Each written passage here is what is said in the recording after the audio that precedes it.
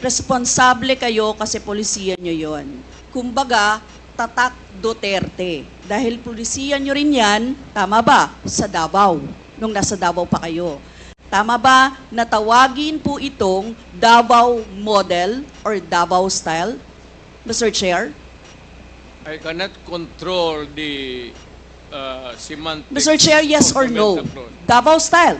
Do not ask me to answer yes or no. You are not an investigator.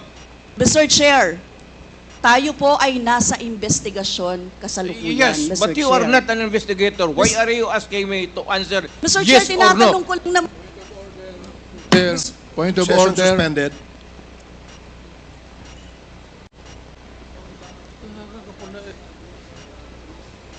Point of order, Mr. Chair. Ano ka, police? Point of order, Mr. Chair. Do Mr. not control my answer. Kung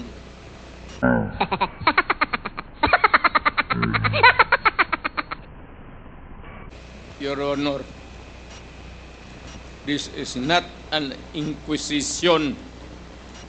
This is a democratic process of investigation. Okay, thank you, Mr. President. Nyo naging safe ang Davao. Tama po ba?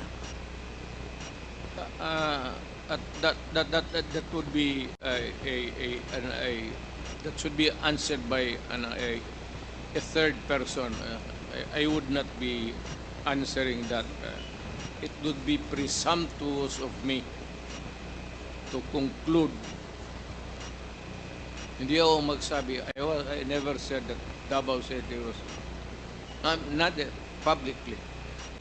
Mr. Chair, as mayor, masasabi nyo na naging safe ang Davao sa panahon nyo? Talaga.